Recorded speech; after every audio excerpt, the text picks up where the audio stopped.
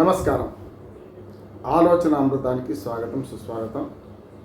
ఈరోజు వరుసగా 2-3 టాపిక్లు మాట్లాడుకుందాం. మొదటి టాపిక్, ఇవాళ భారతదేశ వ్యాప్తంగా కుల గణన జనాభా లెక్కలలో చేస్తామని బీజేపీ కేంద్ర ప్రభుత్వం ప్రకటించగానే కులాల సంకుల సమరం కాస్త క్రెడిట్ వారుగా, పార్టీల క్రెడిట్ వారుగా మారింది. మేము మొదటి నుంచి అంటున్నాం, కులగణన చేయాల్సిందే, జనాభా లెక్కలు కలిపి అని చెప్పి కాంగ్రెస్ పార్టీ, రాహుల్ గాంధీ ఆలోచన అని చెప్పి ప్రచారం చేసుకుంటుంది.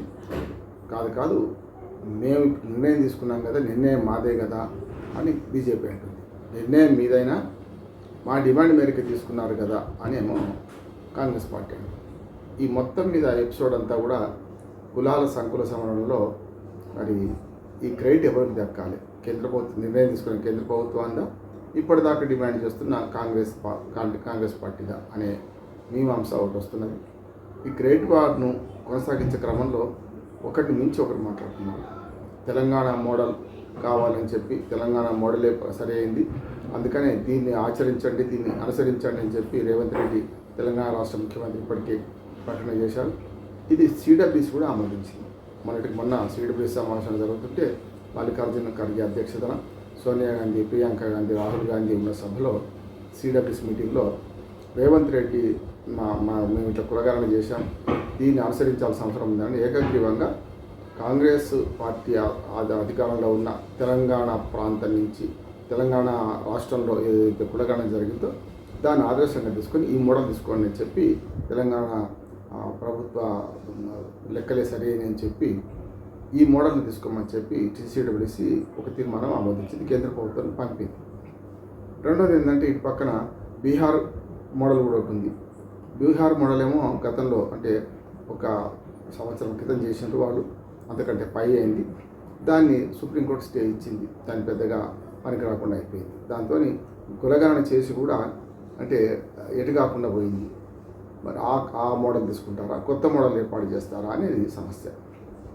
మొదటి నుంచి నేను చెప్తుంది ఏంటంటే, ఈ రాష్ట్రాలకు కులగణన చేసే అధికారం లేదు. ఒకవేళ ఉన్నా కూడా సుప్రీంకోర్టు కొన్ని షరతులతో మీరు కొన్ని ప్రణాళికాబద్ధంగా కొన్ని పనులు చేయడానికి, మీకు లబ్ధిదారులు ఎంపిక చేయడానికి ఇట్లాంటి వాటికి వాడుకోవచ్చు. కానీ జనరల్గా కులగణన అనేది జనాభా లెక్కలతో సహా చేసినప్పుడు మాత్రమే అది ఓ రకంగా చెప్పాలంటే శాంటిటీ, దానికి అధికారిక సాధికారత ఏర్పడుతుంది. కనుక కేంద్ర ప్రభుత్వమే కులగణన చేయాలి. కానీ ఇప్పటిదాకా బీజేపీ ప్రభుత్వం ఆలోచిస్తుంది అంటే, కేంద్ర ప్రభుత్వం గత 10 ఏళ్ళుగా కులగణన సరైనది కాదని.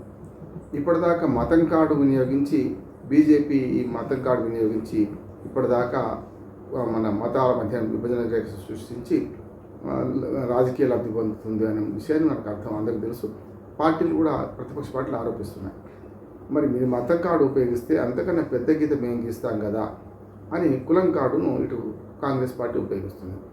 అంటే మతం కంటే విభజనకు కులం ఇంకా ఈజీ. కులాల సంకుల సమరాన్ని ప్రోత్సహిస్తుంది కాంగ్రెస్ పార్టీ, మతాల సంకుల సమరాన్ని ఏమో ఇటు పక్కన బీజేపీ పార్టీ పోషిస్తుంది. సరే, మిగతా పార్టీలన్నీ ఇటుపక్క అటుపక్క చేరిపోయినాయి. చేయమనేమో కమ్యూనిస్ట్ పార్టీలు, ఇతరత్ర ఇండియా కూటమిలో ఉన్న పార్టీలనేమో కులగణన చేయమని, ఇండియా కూటమిలో ఉన్న కొంత పార్టీలు కూడా కులగణన అవసరం లేదనే మాటలు కూడా ఉంటున్నాయి. బీజేపీ పక్షాన ఉన్న ఎన్డీఏ కూటమిలో ఉన్న పక్షాలన్నీ కూడా కులగణన చేయొద్దని వాదించినాయి. ఇప్పుడు కేంద్రమే స్వయంగా దిగి రావడంతో, అంటే కులగణన చెయ్యకుండా ఇప్పటిదాకా మత విభజన మాత్రమే చేస్తే సోషల్ ఇంజనీరింగ్లో మనం వెనకబడిపోతున్నాం అని కేంద్ర ప్రభుత్వం గుర్తించి ఖచ్చితంగా కులగణన చేయాలని వాళ్ళ ఆలోచనకు వచ్చింది, ప్రకటించింది. సరే, 2026లో జరుగుతాయా, 27లో జరుగుతాయా, జనాభా లెక్కలతో సహా కులగణన చేస్తామని నిర్ణయం తీసుకున్నది. కాబట్టి మంచి పరిణామం అంటున్నాను. కాంగ్రెస్ ఒత్తిడి చేయడం వల్ల వచ్చిందా, లేకుంటే కాంగ్రెస్కి క్రెడిట్ దక్కుతుందా? క్రెడిట్ ఎవరి దక్కినా కూడా పని కావాలి కదా మనకు. కనుక ప్రజలుగా ఆలోచిస్తుంది అంటే, కులగణనకు వ్యక్తిగతంగా నేను వ్యతిరేకం. ఎందుకంటే ఇప్పటికే మతాల మధ్య విభజన ఉంది, కులాల మధ్య విభజన ఇంకా పెరిగితే మేము ఇంతమంది ఉన్నాం మాకు అన్యాయం జరిగిందని మన తెలంగాణ రాష్ట్ర కులగణనలో చూసాం మనం.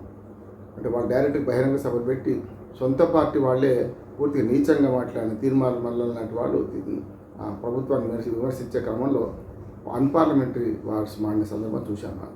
కనుక ఇదంతా చూస్తే గమనిస్తే నాకు అర్థమవుతుంది ఏంటంటే, ఇప్పుడు కులాల గణన అనివార్యమని కేంద్ర ప్రభుత్వం గుర్తించింది. ఇప్పటిదాకా మొండిగా ఉంది. దీనికి ప్రధాన కారణం రేపు బీహార్ ఎన్నికల్లో, బీహార్లో ముఖ్యంగా కులాల సంకుల సమరం ఉంటుంది కనుక బీహార్ ఎన్నికలు గెయిన్ కావాలంటే ఈ కులగణన చేస్తామని సూత్రప్రాయంగా అంగీకరిస్తే తర్వాత చూద్దాం అనే మాట కూడా వస్తుందని నేను అనుకుంటున్నాను. ఇప్పటికే 2021లో జరగాల్సిన జనాభా లెక్కలు కరోనా వల్ల వాయిదా పడ్డాయి. ఆ తర్వాత మంచి పరిస్థితులు చక్కబడ్డానికి కూడా 2022, 2023లో, 2024లో కానీ చేసే అవకాశం ఉండే కేంద్ర ప్రభుత్వానికి. చేయలేదు. చేయకపోగా 2026 తర్వాత జరిగే జనాభా లెక్కల తర్వాత డిలిమిటేషన్ ఉంటుంది కనుక డిలిమిటేషన్కు, మహిళా రిజర్వేషన్లకు, ఈ కులగణనకు ఇవన్నిటికి ఓటే ఉంది. జిలేబీకి చక్కర్ జరిగింది కనుక దీనిలో ఇప్పుడు వాళ్ళు ఆశిస్తుంది ఏంటంటే 2026 తర్వాత అంటే బీహార్లో ఎన్నికల తర్వాత, ఎన్నికల ముందు హామీ ఇవ్వడం, ఎన్నికల తర్వాత మరి 31 దాకా వాయిదా వేస్తారా ఈ జనాభా లెక్కలు? అందుకని కాంగ్రెస్ పార్టీ ప్రశ్నిస్తుంది, మీరు జనాభా లెక్కలలో కులగణన చేస్తామంటారు కదా, ఎప్పుడు చేస్తారు? టైము డేట్ చెప్పండి అంటున్నారు. 2026 చేస్తారా, 27 చేస్తారా, 2031 దాకా తీసుకుపోతారా?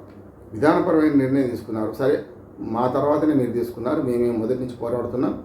రాహుల్ గాంధీ అయితే కన్యాకుమారి నుంచి కాశ్మీర్ దాకా యాత్రలో కులగణన చేయాల్సిందే అన్నాడు. కనుక మీరు ఇప్పుడు నిర్ణయం తీసుకున్నారు, మంచిదే, కానీ ఎప్పుడు చేస్తారు అని ఒక ప్రశ్న వస్తుంది. దానికి కేంద్ర ప్రభుత్వం సమాధానం చెప్తలేదు. సూత్రప్రాయం నిర్ణయం తీసుకున్నా మేము చేస్తామంటాం, ఎప్పుడని చెప్పడం లేదు. ఇదంతా రాజకీయ గందరగోళం మధ్య ఏమవుతుందంటే ఈ సంకుల సమరం, రాజకీయ పార్టీలు పోటాపోటీ, అట్లాగే ఈ వార్ఫేర్ ఏది జరుగుతుందంటే ఇవాళ క్రెడిట్ వార్ జరుగుతుంది. ఈ క్రెడిట్ వార్లో ఎవరు గెలిచినా ఎవరు ఓడినా కూడా ప్రజలు అనుకుంటుంది ఏంటంటే రేపు 2026లో కనుక జనాభా లెక్కలతో సహా చేయదలుచుకుంటే ఏ మోడల్ అనుసరిస్తారు అంటే, గతంలో 2011లో ఏది కాంగ్రెస్ గవర్నమెంట్ ఉన్నప్పుడే కాంగ్రెసే ఈ కులగణన జనాభా లెక్కలు కలిపి చేసింది. కానీ 1.5% తప్పులు ఉన్నాయని చెప్పి దాన్ని పక్కన పెట్టింది, డిక్లేర్ చేయలే, బయట పెట్టలే. ఎస్సీ, ఎస్టీ ఈ రెండింటి కులగణన జరుగుతుంది, కానీ వర్గగణనే జరుగుతుంది. అందులో మళ్ళీ ఉపకులాల గణన జరగలేదు. కనుక ఎప్పుడైతే 1831 మోడల్ తీసుకుంటే, అంటే బ్రిటిష్ కాలంలో జరిగిన 1831 మోడల్ తీసుకుంటే కులాల వారి మిగతా కులాలు కూడా మన లెక్క జరిగినాయని తెలుస్తున్నది. అది తీసుకుంటారా, లేకపోతే ఇప్పుడు బీహార్ మోడలా, తెలంగాణ మోడలా, ఈ రెండు కాకుండా కొత్త మోడల్ ఏమైనా చేస్తారా అనేది కేంద్ర ప్రభుత్వం డిక్లేర్ చేయాల్సి ఉన్నది. దానిలో ప్రధానంగా ఇప్పుడు చేయాల్సిన పని ఏంటంటే ఎప్పుడు చేస్తాము ఈ కులగణన, జనాభా లెక్కలు ఎప్పుడు చేస్తాం? జనాభా లెక్కలతోనే మిగతా ముడిపడి ఉన్నాయి కనుక మరి కేంద్ర ప్రభుత్వం ఈ నిర్ణయం ప్రకటించలేదు. బీహార్ ఎన్నికల దాకా దీన్ని కొనసాగిస్తారని నేను అనుకుంటున్నాను. బీహార్ ఎన్నికలు అయిపోయిన తర్వాత మరి మళ్ళీ ఎన్నికలు వస్తూనే ఉంటాయి, పోతూనే ఉంటాయి. ప్రతి రాష్ట్రంలో ఏదో ఒక సంవత్సరం 2-3 రాష్ట్రాలు ఎన్నికలు వస్తున్నాయి కనుక ఈలోగా మరి 26లో చేసి డిలిమిటేషన్ పూర్తి చేసి, మహిళా రిజర్వేషన్ పూర్తి చేసి, ఈ టర్మ్లో 2029 కల్లా మహిళా రిజర్వేషన్ అమలు కావడం, కులగణన పూర్తి కావడం, దానిలో మరి బీసీలకు కూడా మరి చట్టసభల్లో ఏర్పాటు చేస్తారా? ఇవన్నీ చాలా $1 మిలియన్ ప్రశ్నలు. ఏం చేస్తారో చూద్దాం. నమస్కారం.